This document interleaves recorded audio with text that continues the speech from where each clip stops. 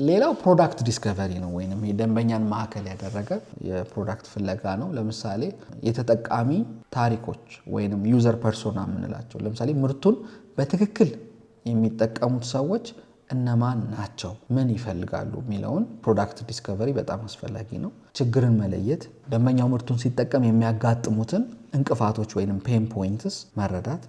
ሌላው መፍትሄ በዝርዝር ማስቀመጥ ነው። ምርቱ የትኛውን ችግር ቅድሚያ መፍታት እንዳለበት መወሰን። ቅድሚያ የሚሰጣቸው ተግባራት ምንድነው ፕራዮሪቲዎቹ ሲባል ለምሳሌ ሮድማፕ ማዘጋጀት ነው ያስፈልጋል። እንደ ፕሮዳክት ማናጀር ምንድነው ይሄ ምርቱ በየሳምንቱ ወይም በየወሩ ምን አዳዲስ ነገሮች እንዲኖሩት ያደርጋል የሚል ነው። ለምሳሌ ቅድሚያ የመስጠት ስልቶች አሉ። ይሄ ሞስኮ ሜተድ የምንለው መስት ሃቭ፣ ሹድ ሃቭ፣ ኩድ ሃቭ እና ወንት ሃቭ የምንላቸው ማለት ነው። ለምሳሌ መስት ሃቭ የግድ መኖር ያለባቸው፣ ሹድ ሃቭ ቢኖሩ በጣም ጥሩ የሆኑ፣ ኩድ ሃቭ ደግሞ ወደፊት ቢጨመሩ መልካም የሆኑ፣ ወንት ሃቭ ደግሞ አሁን ላይ የማያስፈልጉ ብለን መክፈል እንችላለን። ሌላው ምርቱን የመገንባትና የመሞከር ሂደት ነው። ቢልድ ኤንድ ቴስት የምንለው ይሄ አጃይል አሰራር አለ። ለምሳሌ ስራን በትንሹ ሰርቶ በፍጥነት ለደንበኛ ማሳየትና ግብረ መልስ ማግኘት ነው። ይሄም ካነሳነው ሐሳብ ጋር ተመሳሳይነት ያለው ነው፣ አጽንኦት ለመስጠት ነው። ይሄ ዩዘር ቴስቲንግ የምንለው ሐሳብ እዚህ ጋር እናነሳለን። ደንበኞቹ ምርቱን ሲጠቀሙ እያዩ ስህተቶችን ማረም፣ እያሻሻሉ መምጣት ማለት ነው። ሌላው ዳታን መተንተን ነው። ለምሳሌ ሰዎች የትኛውን የምርት ክፍል በብዛት ይጠቀማሉ፣ የትኛው ላይ ደግሞ ስልቹ ናቸው የሚለውን መለየት ያስፈልጋል። ሌላው ምርትን እንዴት እናሳድጋለን እናስቀጥላለን የሚል ነው። እዚህ ላይ እንግዲህ አዳዲስ ባህሪያትን መጨመር በጣም የተሻለ ነው። አዳዲስ ፊቸሮችን እየጨመሩ እንዳይሰለች ማድረግ ያስፈልጋል እና የደንበኞችን አስተያየት ግን ሁሌ ፊድባክ መከታተል ያስፈልጋል። ይበልጥ ፕሮዳክቱን ማራኪ እያሳደግን አት ዘ ኤንድ በጣም ምርጥ ፕሮዳክት ማድረግ ይቻላል። ሌላው የጥራት ቁጥጥር ነው። ይሄ በጣም ቬሪ ኢምፖርታንት ነው። ምርቱ ሁልጊዜ በተሻለ ፍጥነትና ጥራት እንዲሰራ ማድረግ ነው። ክትትል ያስፈልጋል። አክሽን መውሰድ ይፈልጋል። ሌላው ከውድድር ቀድሞ መገኘት ነው። ተፎካካሪዎች የሚያደርጉትን ለውጥ እያዩ እየተከታተሉ ምርቱን እያዘመኑ እየበለጡ መምጣት ነው። ሌላው የቢዝነስ ሲስተምና ኦፕሬሽን ላይ ያሉ ሁኔታዎችን እናያለን። ለምሳሌ ሲስተም ለምን ያስፈልጋል የሚለውን ነው እና ራስን በቢዝነስ ውስጥ ከመቅበር መውጣት ያስፈልጋል። ሲስተም መዘርገት ያስፈልጋል። ባለቤቱ በሌለበት ሽያጭና ሌሎችም ስራዎች መቀጠል አለባቸው። የዋን ማን ካምፓኒ መሆን የለበትም። ሌላው ሊሰፋ የሚችል ቢዝነስ ወይም ስኬለብል ቢዝነስ ሁኔታ ሊኖር ይገባል። አንድ ካምፓኒ ሲስተም ከሌለ እንግዲህ ቢዝነስ ማስፋፋት አይቻልም። ለምሳሌ 10 ቅርንጫፍ ለመክፈት ሲስተም የግድ ያስፈልጋል። ሌላው ኮንሲስተንሲ ነው። የጥራት ኮንሲስተንሲ ነው። ደንበኛ ሁልጊዜ ተመሳሳይ ጥራት ያለው ነገር ማግኘት ያስፈልጋል። የሚዋዥቅ መሆን የለበትም ማለት ነው። ይሄ ደንበኛ ያሻሻል። ሌላው የኦፕሬሽን መመሪያዎችን ማዘጋጀት ያስፈልጋል። ስታንዳርድ ኦፕሬቲንግ ፕሮሲጀርስ የምንላቸው ኤስኦፒስ የምንላቸው ናቸው። ምንድነው ኤስኦፒ? ለእያንዳንዱ ስራ የተቀመጠ በደረጃ መመሪያ ማለት ነው፣ ወይም ቼክሊስት ማለት ነው። ቁልፍ ስራዎችን መለየት ያስፈልጋል። ሽያጭ ሊሆን ይችላል፣ ማርኬቲንግ፣ ደንበኛ አያያዝ ሊሆን ይችላል፣ ከፋይናንስ ውስጥ ደጋግሞ የሚሰሩ ስራዎችን መዘርዘር ሊሆን ይችላል። ሌላው እንዴት ይሰራሉ? አንድ አዲስ ሰራተኛ ቢመጣ ያለምንም ሰው እርዳታ ስራውን መጀመር እንዲችል ግልጽ መመሪያ ጽፎ ወይንም በቪዲዮ ማስቀመጥ በጣም ተገቢ ነው። ሌላው ቢዝነስን በቴክኖሎጂ ማገዝ ነው። ቢዝነስ አውቶሜሽን የምንለው ነው። ለምሳሌ ዲጂታል መሳሪያዎች አሉ። ሲአርኤም የምንላቸው ከስተመር ሪሌሽንሺፕ ማኔጅመንት በጣም ጥሩ ነው። ስራን ያቀላጥፋል እና ደንበኞችን በራሳቸው ሁኔታ እየገቡ ኢንተራክት እንዲያደርጉ ያደርጋል። ቢትዊን ዲፓርትመንትስ ዊዝን ካምፓኒም ትልቅ አስተዋጽኦ አለው። ስራን ያቀላጥፋል። ሌላው ታይም ማኔጅመንት ላይ ነው። እንግዲህ ታይም ማኔጅመንት ላይ የሚታወቁ አፖች አሉ። አይሮኖ እዚህ ብዙ አንጠቀማቸውም። ትሬሎ፣ ኖሽን የሚባሉ መተግበሪያዎች አሉ። ሌላ አውቶ ሪስፖንደርስ ወይንም ደግሞ ይሄ ላይቭ ቻት የምንለው አካሄድ አለ። በቴሌግራም፣ በኢሜይል፣ በዌብሳይት ሊሆን ይችላል። በራሱ አውቶሜትድ የሆኑ መልሶችን፣ ፈጣንና ቀልጣፋ ምላሾችን እና ጥያቄዎችን የሚመለስበት የኦንላይን ሲስተም ነው ማለት ነው። የክፍያ ስርዓቶችንም እንደዚሁ በኦንላይን በዲጂታል በሆነ መንገድ መፈጸም ይቻላል ማለት ነው። ሌላው ዴሊጌሽን እና ሪፖርቲንግ ነው። እንግዲህ ሁሉንም ነገር በአንድ ሰው መስራት አይቻልም። የትኞቹን ስራዎች ዴሊጌት ማድረግ አለብኝ፣ የትኞቹን ደግሞ ሴንትራላይዝድ መደረግ አለበት የሚለውን ነገር መለየት ያስፈልጋል፣ ማወቅ ያስፈልጋል። ሌላው ሪፖርቲንግ ባህልን ነው። ማን ለማን ሪፖርት ያደርጋል፣ ማን ለማን በማን ስር ነው ያለው፣ ማን ለማን ተጠያቂ ነው የሚለውን በጣም ማየት ያስፈልጋል።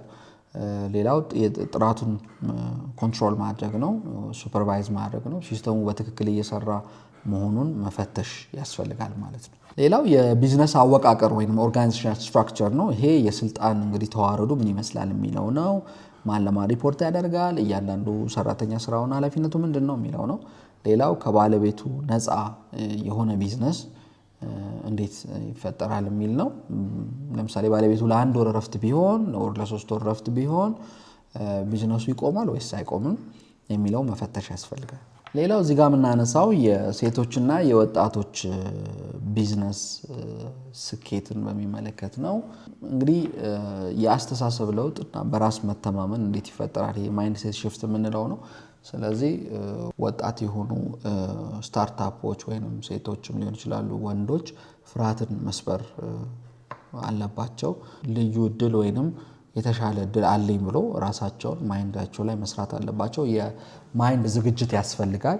ሌላው ይሄ ኢምፖስተር ሲንድሮም የሚለው ወይንም ይሄ በራስ የመጠራጠር ሁኔታን እንዴት መቋቋም ይችላሉ የሚለው ላይ መስራት ያስፈልጋል መጀመሪያ ማለት ነው። ፍርሃት ስታርታፕ ቢዝነስ ላይ አስቸጋሪ ስለሆነ ማለት ነው። ሌላው ዓላማ መለየት ያስፈልጋል። ለምን ቢዝነስ መስራት ፈለግን የሚለው ማየት ያስፈልጋል። የገንዘብ ነፃነት ነው ወይስ የቤተሰብ መርዳት ፍላጎት ነው ወይስ ለውጥ ለማምጣት ነው የሚለውን መለየት ያስፈልጋል ማለት ነው። ሌላው ልዩ የገንዘብና የድጋፍ አማራጮች ናቸው ወይንም ፋይንዲንግ ሰፖርት ነው። ይሄ እንግዲህ በተለይ ለሴቶች የተዘጋጁ ብድሮች አሉ በተለያዩ ተቋማት። እሱን ማወቅ አስፈላጊ ነው። ፈንድ ለማግኘት የሚጠቅም ነገር ነው። ለወጣቶችም ስራ ፈጠራ የተዘጋጁ ፈንዶች አሉ። እነሱንም እንደዚሁ ማየት አሴስ ማድረግ ያስፈልጋል። ኦፖርቹኒቲውን መጠቀም ያስፈልጋል። ሌላው መካሪ ወይም ሜንቶርሺፕ እና ኔትወርክ በጣም አስፈላጊ ነው። ሜንቶር እንደ ስታርታፕ ቢዝነስ ግድ ነው ማለት ነው። ሜንቶር የሚያደርግ ሰው ወይም ኮች የሚያደርግ ሰው ያስፈልጋል። በዘርፉ ስኬታማ የሆኑ ሰዎችን ማማከር ያስፈልጋል ማለት ነው። ሌላው እዚህ ጋር የምናየው ስራንና ህይወትን ፐርሰናል ላይፍን ማመጣጠር ነው ወይንም ወርክ ላይፍ ባላንስ የምንለው። እንግዲህ ወጣቶች ትምህርታቸውና ቢዝነሳቸውን ጎን ለጎን ሊያስኬዱ ይችላሉ። ሴቶች ደግሞ የቤቱ ኃላፊነት የማተርኒቲ ኃላፊነት ያለባቸውን እሱን ሃንድል ማድረግ አለባቸው። ወንዶቹም እንደዚሁ ፓተርኒቲ እና ከዛ ዙሪያ ፓረንትሁድ ላይ ያለውን ነገር ከስራው ጋር ማመጣጠር ወይንም ወርክ ላይፍ ባላንስ በጣም ኢምፖርታንት ነው። ጊዜን በአግባቡ መጠቀም ያስፈልጋል ማለት ነው። ሌላው የዲጂታል እድሎችን መጠቀም ያስፈልጋል። ይሄ ሊቨሬጂንግ ቴክኖሎጂ በጣም ወሳኝ ነገር ነው። እንደ ሊቨሬጅ መውሰድ አለብን ቴክኖሎጂን። ከቤት ሆኖ መስራት ሊሆን ይችላል። ብዙ አይነት ስራዎች አሉ ባይ ዘ ዌይ እንደ ድሮፕ ሺፒንግ፣ ቨርቹዋል አሲስታንት የመሳሰለው። ሶሻል ሚዲያ እንደ መሳሪያ መጠቀም እንችላለን። ቲክቶክ፣ ቴሌግራም አለ፣ ሌሎችም ፕላትፎርሞች አሉ ማለት እንደ ሱቅ፣ ጊዜያዊ ሱቅ መጠቀም ይቻላል ማለት ነው።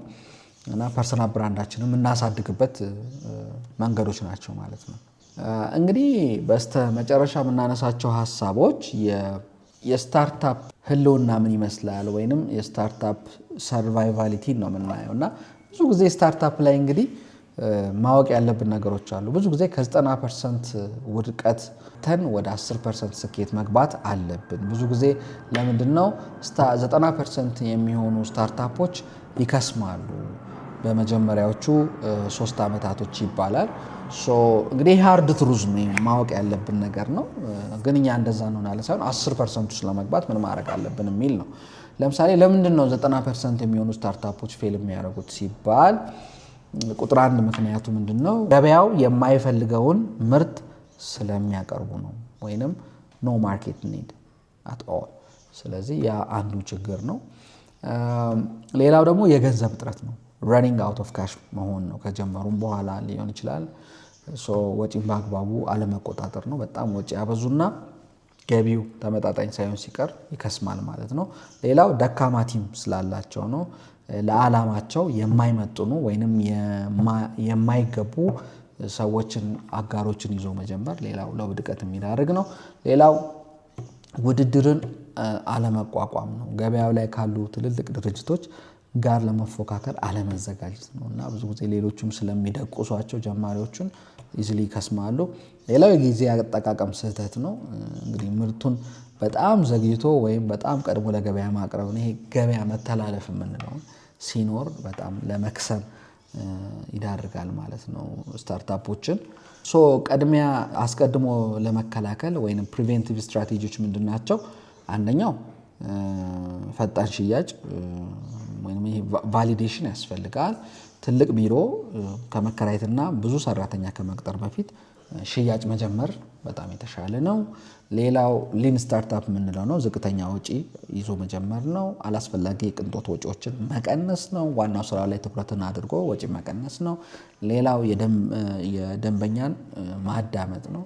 ከራስ ሀሳብ ይልቅ ደንበኞች የሚሉትን በደንብ ሰምቶ ማሻሻል፣ በፍጥነት መቀየር ነው ፒቮቲንግ የምንለው ማለት ነው።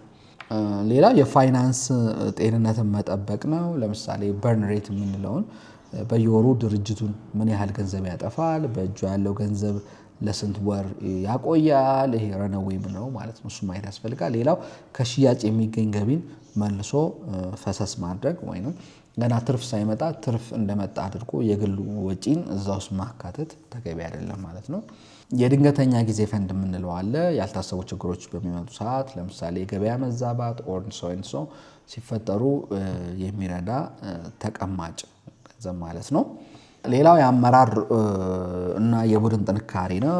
ግልጽነት ያስፈልጋል። ከአጋሮችና አብረውን ከሚሰሩ ሰዎች ጋር ችግሮች ሲፈጠሩ በግልጽ መፍታት ያስፈልጋል። ሌላው ተለዋዋጭነት ወይም አዳፕታቢሊቲ ነው። እሱ ደግሞ ምንድነው? ዓለምና ቴክኖሎጂ ሲቀያየር አብሮ የመቀየር አዳፕት የማድረግ አቅምን የማዳበር ነው። ሌላው የአእምሮ ጥንካሬ ወይም ሬዚሊየንስ ነው። ውድቀት ሲያጋጥመን ተስፋ ሳንቆርጥ እንደገና የመነሳት አቅም፣ ብርታት፣ ብቃት ማለት ነው። የውድቀት ምልክቶችን መለየት ያስፈልጋል ወይም ኤርሊ ዋርኒንግ ሳይንስ መለየት ያስፈልጋል። የሽያጭ መቀነስ አንዱ ኤርሊ ዋርኒንግ ሳይን ነው። ደንበኞች ለምን እየራቁ ነው የሚለውን ቶሎ ማየት ያስፈልጋል። የሰራተኞች መልቀቅ በድርጅት ውስጥ ያለውን መንፈስ ለምን ቀዘቀዘ፣ ለምን ይወጣሉ፣ ኤግዚት ኢንተርቪው በጣም ኢምፖርታንት ነው። እዚህ ጋር የጥራት መጓደል፣ አገልግሎታችንን ለምን እየቀነሰ መጣ፣ ይሄ ደግሞ ኳሊቲ በደንብ ሱፐርቪዥን ያስፈልጋል። ሌላው ውሳኔ መስጠት ላይ ነው። ቢዝነሱ ካልሄደ መቼ ነው አቅጣጫ መቀየር ወይም ስራውን ማቆም ያለብን የሚለውን ነገሮች ማየት ያስፈልጋል። ስለዚህ ለዛሬ ነበረን የስታርታፕ ቢዝነስ አጀማመርና መፍትሄዎች በጥልቀት አይተናል። እንግዲህ በቀጣይ ደግሞ ከዚህ ጋር በተያያዙ ኮርሶች ላይ እንገናኛለን። ቢንግ አካዳሚ ነው። ኖ ሊሚት ኖ ኤክስኪውዝ